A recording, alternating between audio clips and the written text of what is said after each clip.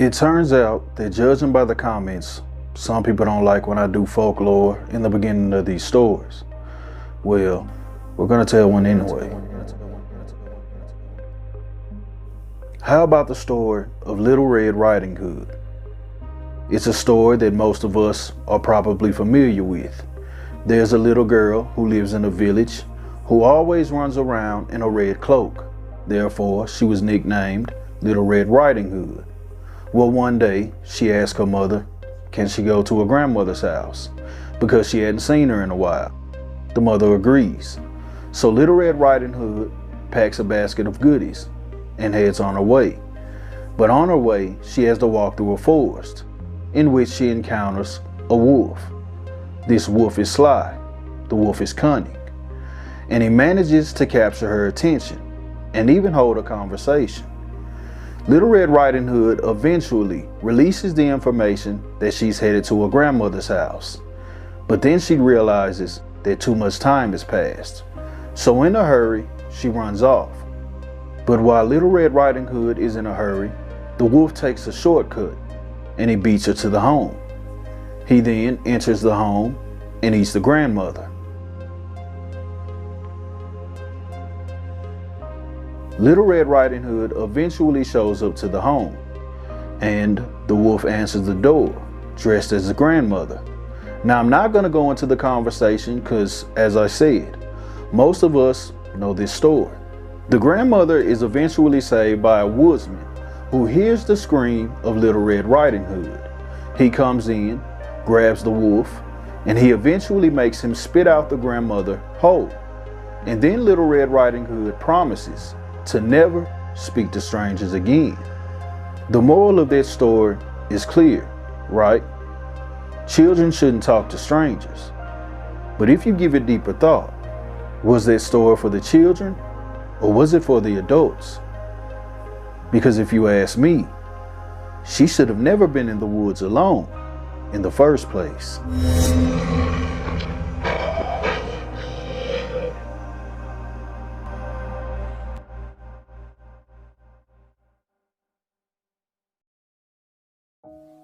June 6, 2013. The world would make way for Destiny Huggins. The place she called home would be the state of Illinois. From early on, Destiny is described as someone who is sweet, caring, a loving individual, someone who enjoyed the color pink. With her beautiful laugh paired with her infectious smile, she would manage to capture the hearts of everyone she encountered. By the year of 2023, she would be residing in Rockford, Illinois. By the beginning of June of that year, she would turn 10 years old. By now, she's a well-rounded student. She was also athletic. She played basketball. She even knew what her dream job was. She wanted to become a nurse in order to help others. At that time in her life, she was a student at Constance Lane Elementary. But it's summer of 2023 and school is out. She would spend that summer, like most kids her age, playing with her siblings, playing with friends. There was also a community center up the road in which she visited frequently. It was just your average summer, and she was enjoying it. When school started in the fall of 2023, Destiny Huggins' desk would be empty because she wouldn't make it to the first day. Something would transpire during the summer, an event that would bring the entire community to its knees and cause them to hug their children just a little bit closer. July 8th, 2023. Like most of her summer days, Destiny Huggins would go outside on that morning to play with her sister. But this wasn't like any other normal day. Around 12:07 p.m., police would be dispatched to their residence. The authorities had been alerted because Destiny's sister had came home. She said that they had been attacked by a man and that Destiny was taken. Upon learning this information, the mother would spring into action and call the police. Upon learning that 10-year-old Destiny Huggins was missing, the authorities would begin to establish perimeters. They would begin blocking off parts of the city, as well as combing through the area, trying to find her. Luckily, the authorities wouldn't have to search long before finding Destiny.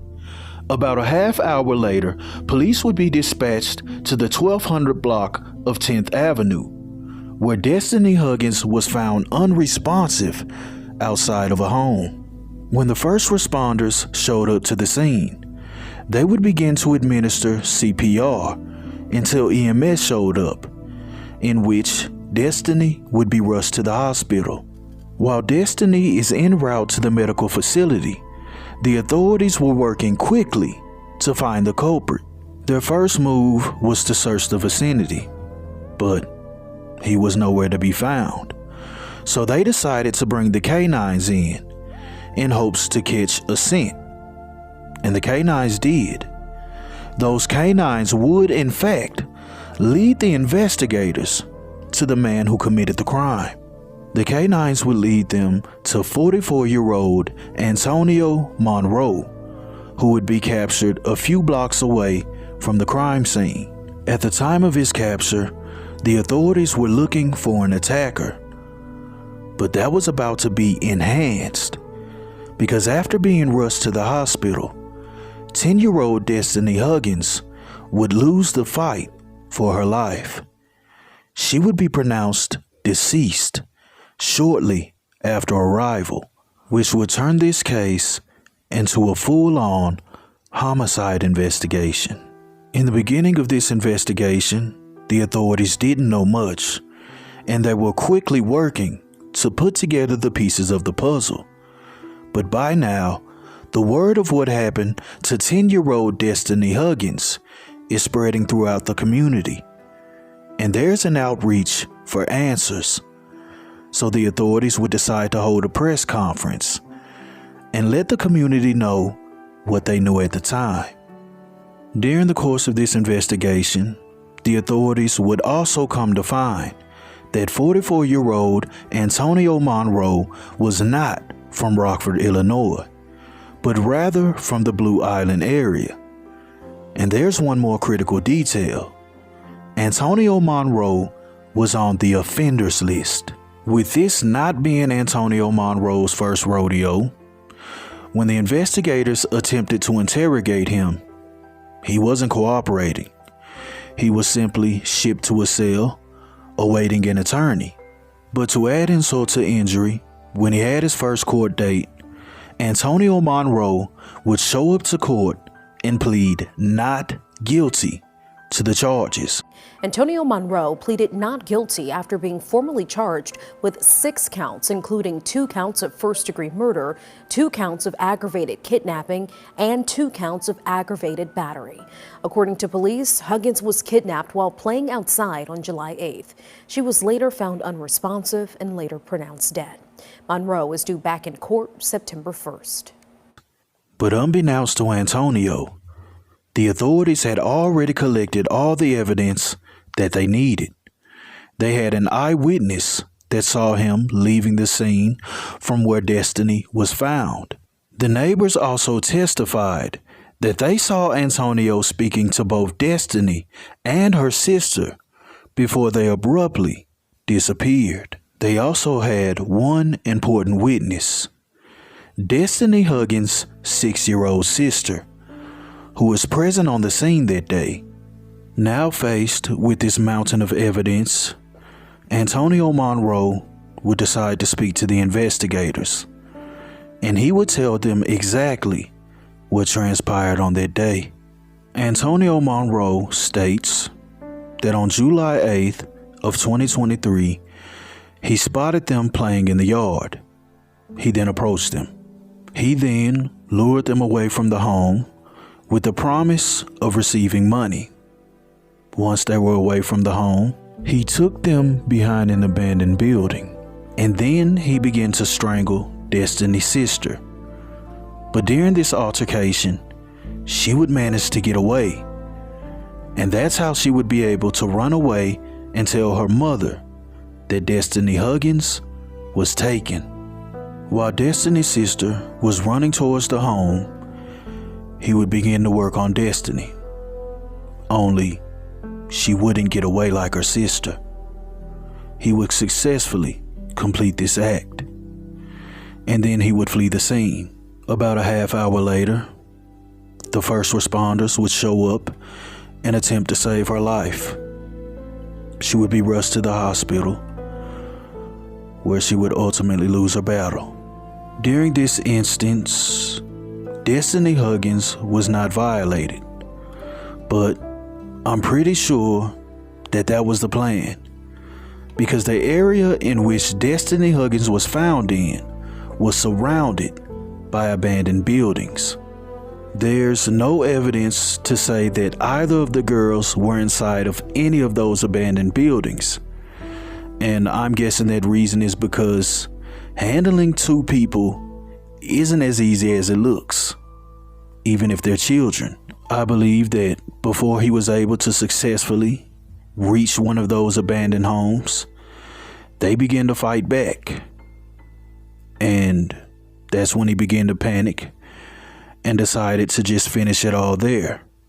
Destiny's sister would be fortunate to survive this event, but 10-year-old Destiny Huggins would have to be buried, along with the community, her friends, her family, and everyone who encountered her would show up to pay their respects and mourn the loss of a loved one. It was an emotional night of remembrance as many people came out to Mississippi Park to remember Destiny Huggins, including local faith leaders like Pastor James Davis, who says it's important to be there for the family during this tough time. A lot of us who have been through the same thing, including myself. So I think that it's important that I try and get them to understand that even through the pain, even through all the stuff that they'll have to be facing now for the rest of their lives, that there is hope. How about the story of Little Red Riding Hood? So Little Red Riding Hood packs a basket of goodies and heads on her way. But on her way, she has to walk through a forest in which she encounters a wolf. This wolf is sly, the wolf is cunning, and he manages to capture her attention. Dominique Gaines continues to mourn the loss of her daughter Destiny Huggins, her 10-year-old girl taken too soon. I just thank God for giving me strength and keeping me in the same man. Because I'm like, my baby was taken away too early from a nasty monster. The moral of that story is clear, right? Children shouldn't talk to strangers. But if you give it deeper thought, was that story for the children or was it for the adults? Jessica Dollar lives next door to the abandoned home where Destiny was found. She tells me talking to the little girl's family was something that will stay with her for the rest of her life. He said, yeah, I'm her father, and I noticed that he had, a little 6-year-old girl with him, and he said, this is my other daughter, this is my daughter that was with her and escaped. And I brought them back to, so the sister could show us where she was brought, Dollar has 2 kids of her own and one on the way. As a mother, it was just devastating for her. It could have been one of my own. I could have been out here with my daughter playing with chalk or something, and, this man could have walked up. He could have grabbed me and my daughter, It could have been anybody just walking around this neighborhood. So you have your kids in eye distance at all times, know where your children are. I'm going to speak today, a 10-foot rule. If you can't see your child within 10 feet, then they shouldn't be where they're at. We got to become people that look out for other kids. Yeah. It ain't about just your kids. It's about all children, and all children have a right to play in their yard. All children have a right to play in their community. All children. And then the one where she had the fake glasses, she was so proud of those glasses. So we were outside playing, and she was like, Miss Douglas, you gotta take a picture of me because I look good in these glasses. So we took her picture. Conceal her nothing, especially when she got her hair done. Oh my God. And then the bottom right one is when she was in Miss Wells' class and she was really, really good at nurturing and taking care of the butterflies. 2, 3. Love you, Destiny! Thank you all. When 44-year-old Antonio Monroe was questioned about what he was doing in the Rockford, Illinois area, he declined to answer.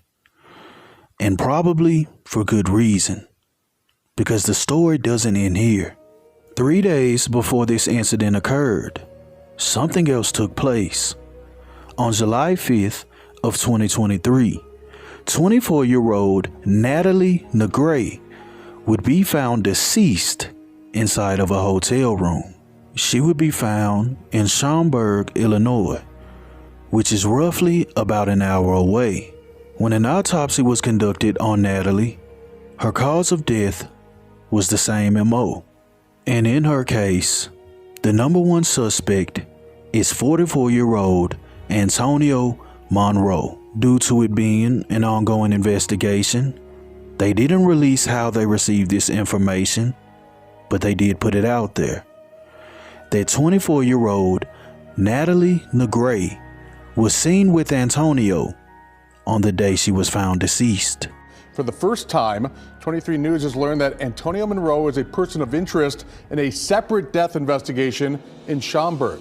Police there say they want to talk to Monroe about his possible role in the death of a woman found July 5th in a Schaumburg hotel room. New court details suggest Monroe allegedly stole a car in Schaumburg, Illinois, before driving to Rockford last Saturday. Monroe's next court date is set for August 15th in the Winnebago County Criminal Justice Center. A link for Huggins' GoFundMe page is posted on our website. With him being captured roughly 1 hour away from that area, I would say that he was in that area on the run, trying to get away from the Schaumburg police, just in case he was wanted for murder. Now that he is possibly taking a life, doing it again was kind of water under the bridge. So when he went to Rockford, Illinois, he was emboldened with nothing to lose. And that's how 10-year-old Destiny Huggins ended up losing her life. What happened to her is completely tragic. 10 years old, so young. Someone who was described as sweet, caring, someone who was giving, and then her life was taken from her. When Antonio Monroe went back to court, he would decide not to fight it, and he would change his not guilty plea to a guilty plea. He would ultimately receive the maximum sentence allowed for his crime, which in this case was 90 years. Essentially, a life sentence. This case completely rocked the town of Rockford, Illinois. And as I stated earlier, people began to hold their children just a little bit closer, and for good reason. Rest in peace, Destiny Huggins. Thank you for being a light for others.